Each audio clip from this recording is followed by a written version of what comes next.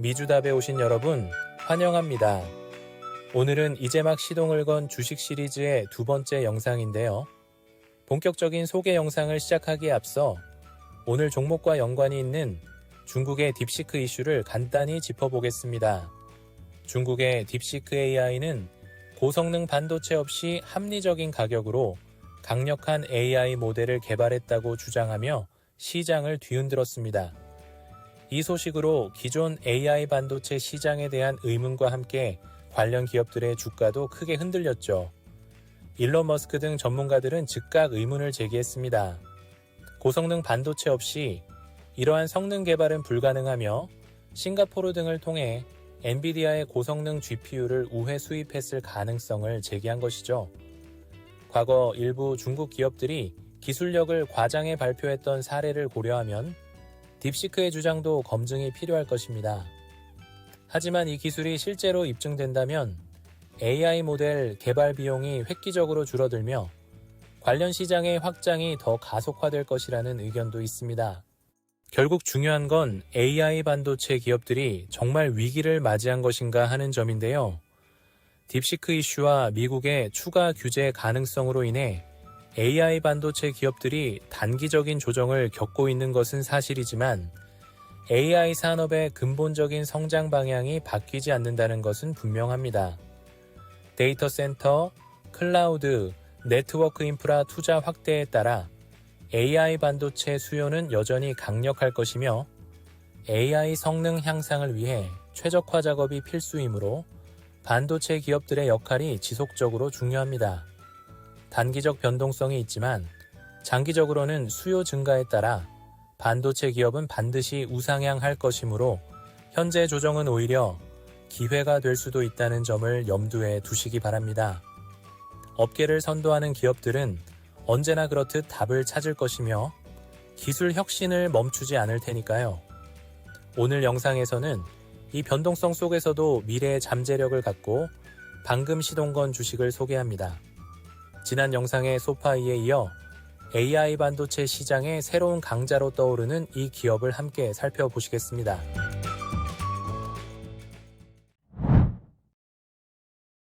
또 하나의 주식은 바로 브로드컴입니다.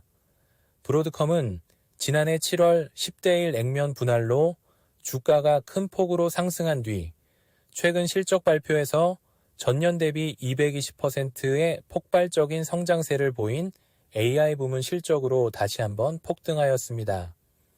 이를 통해 엔비디아, TSMC에 이어 전 세계 반도체 기업 중 세 번째로 시총 1조 달러를 돌파하는 기염을 토했는데요. 브로드컴은 같은 날 발표에서 대형 클라우드 기업 3곳과 함께 AI 칩을 개발 중이라며 향후 3년간 AI 부문에서 지속적인 기회를 예상하고 있다고 밝혔습니다. 이들 대형 기업은 구글과 메타, 틱톡을 운영하는 중국의 바이트댄스로 알려졌습니다.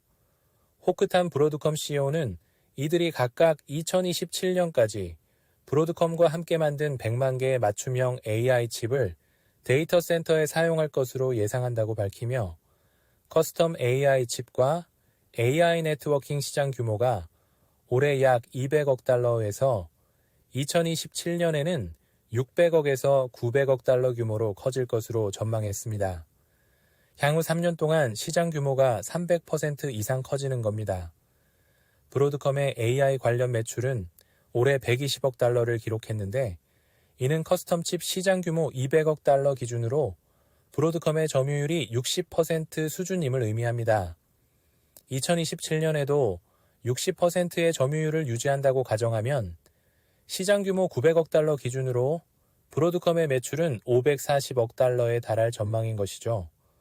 이는 3년 동안 연평균 매출 성장률이 108%에 육박하는 엄청난 수치입니다. 놀라운 것은 브로드컴이 전망한 시장 규모가 총 유효 시장이 아닌 서비스 가능 시장을 의미한다는 것입니다. 서비스 가능 시장은 총 유효 시장보다 작은 개념으로 기업이 현실적으로 접근 가능한 시장을 의미하는데요. 브로드컴이 정의한 서비스 가능 시장은 지금 계약을 맺고 있는 하이퍼스케일러에서 발생할 수 있는 매출을 의미합니다. 사실 최근 빅테크들은 AI 인프라를 구축하기 위해 엔비디아로부터 AI 칩을 사재기 하는데 돈을 쏟아붓고 있습니다. 하지만 엔비디아에 대한 의존도가 커지고 시장 독점 우려가 커지면서 이를 경계하고자 자체 AI 칩 개발에 힘을 쏟고 있기도 합니다. 빅테크들이 브로드컴과 맞춤형 AI 반도체, 즉 ASIC을 개발하면서 이 시장의 90% 이상을 차지하고 있는 엔비디아의 장악력이 줄어들 수 있다는 기대가 주가에 반영되고 있는 셈입니다. 사실 ASIC은 GPU 대비 전력 소비와 비용 측면에서 효율적이라는 장점이 있습니다.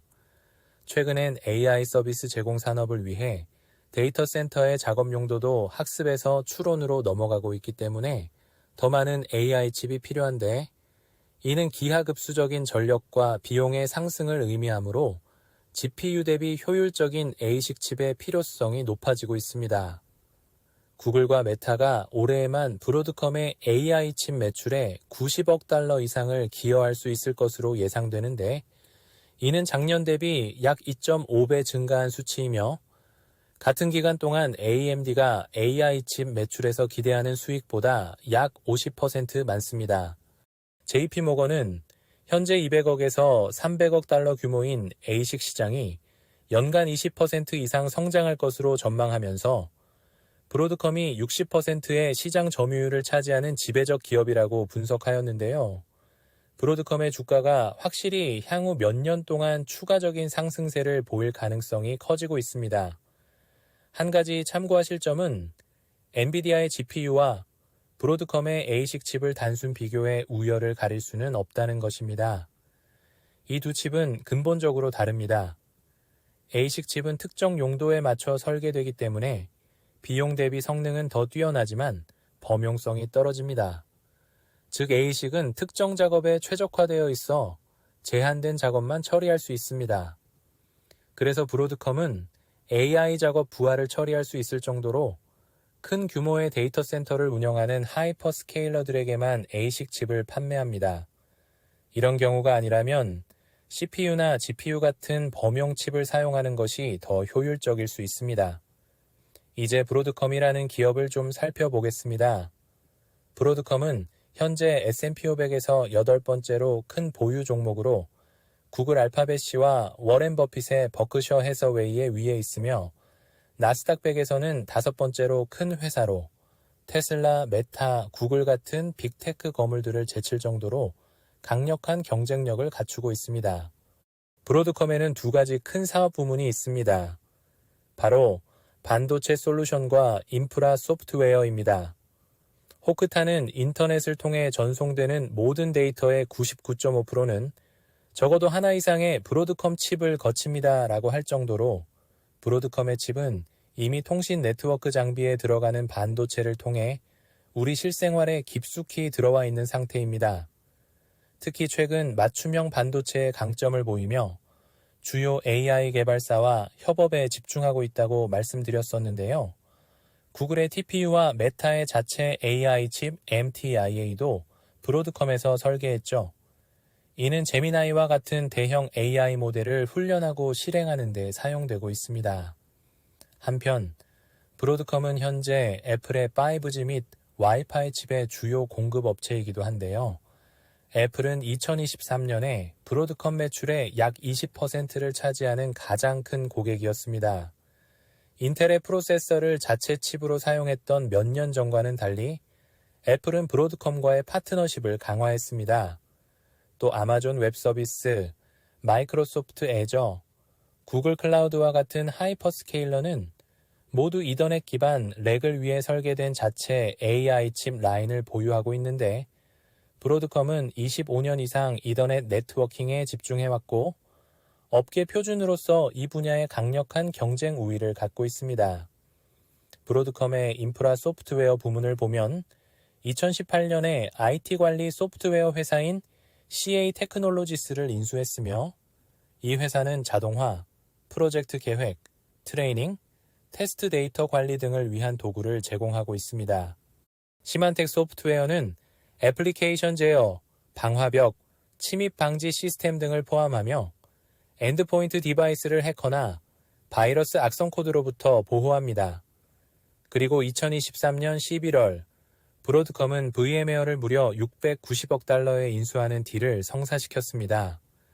VM웨어는 가상 머신을 설정하여 민감한 데이터를 처리하고 주요 머신이 다운될 때 백업 머신을 실행하거나 여러 서버의 리소스를 통합하여 높은 컴퓨팅 성능을 요구하는 작업을 손쉽게 처리할 수 있도록 합니다.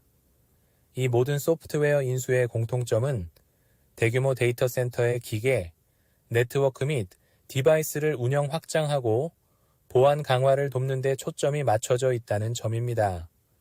VM웨어는 가상화 시장에서 약 60%의 시장 점유율을, 시만텍은 윈도우 시장에서 약 70% 이상 점유율을 가지고 있어 자칫 하드웨어에 치우칠 수 있는 기업의 방향을 소프트웨어 쪽으로도 강화시켜 구독 기반의 강력한 현금 창출을 만들고 있습니다. 이런 훌륭한 경영에 힘입어 브로드컴의 재무 역시 모범적인데요. 최근 발표한 2024년 연례보고서에 따르면 브로드컴은 영업 활동을 통해서 약 200억 달러의 현금을 창출하고 배당과 자사주 매입을 실시하여 약 170억 달러를 주주에게 환원한 모습을 확인해 볼 수 있습니다. ASIC과 VM웨어 라이센스의 수익 증가 등의 여러 호재들로 현금을 많이 창출했고 이것을 주주 친화적으로 배당금과 자사주 매입에 사용하고 있는 건데요. 미국 기업들의 이런 모습은 참 부럽습니다.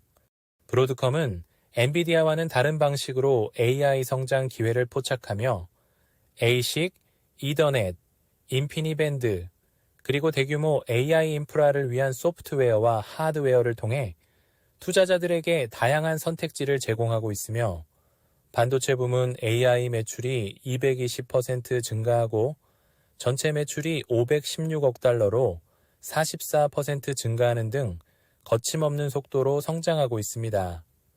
현재 주가가 많이 올랐지만 JP모건의 예상대로 향후 최소 2년간은 AI 칩 매출로 인해 지속 성장할 것으로 전망되므로 방금 시동 건 주식 중 하나로 선정해 보았으니 투자에 참고해 보시기 바랍니다. 단 주의해야 할 점이 있는데요. 브로드컴은 상위 5개 주요 고객사에 대한 매출 비중이 23년 35%, 24년에 40%를 차지하고 있습니다. 향후 몇 년간 이러한 상황이 유지될 가능성이 높은 가운데 이런 고객 중 하나라도 매출이나 수요에 문제가 생긴다면 브로드컴에 중대한 영향을 미칠 수 있는 리스크가 될 것으로 예상됩니다. 최근 구글, 메타 등 빅테크들의 수요 전환에 따라 실적이 큰 폭으로 오른 만큼 반대의 상황이 펼쳐질 경우 타격이 클 수 있으므로 앞으로 반도체 업계의 경쟁 구도와 기술 발전, 시장 상황 등을 잘 주시하는 게 중요하겠습니다. 지금까지 브로드컴 주식을 살펴보셨습니다. 갑자기 발생한 딥시크 이슈는 투자 방향을 더욱 어렵게 하고 있죠. 브로드컴에 투자하기 위해서는 딥시크의 실체와 그 기술력을 꾸준히 모니터링 하셔야 할 것 같습니다. 하지만 AI 수요와 그 방향성이 변함없다는 것은 분명하므로 속도의 문제일 뿐이지 신뢰받는 제품군과 맞춤형 반도체 기술력을 통해 엔비디아와 더불어 AI 붐의 한가운데에 서게 된 브로드컴은 이제 막 시동을 걸고 달릴 준비를 하고 있습니다. 반드시 여러분만의 투자 기준을 만들어 현명한 선택을 하시기 바랍니다. 오늘 영상 여기서 마치겠습니다. 구독과 좋아요는 제작에 큰 힘이 됩니다. 감사합니다.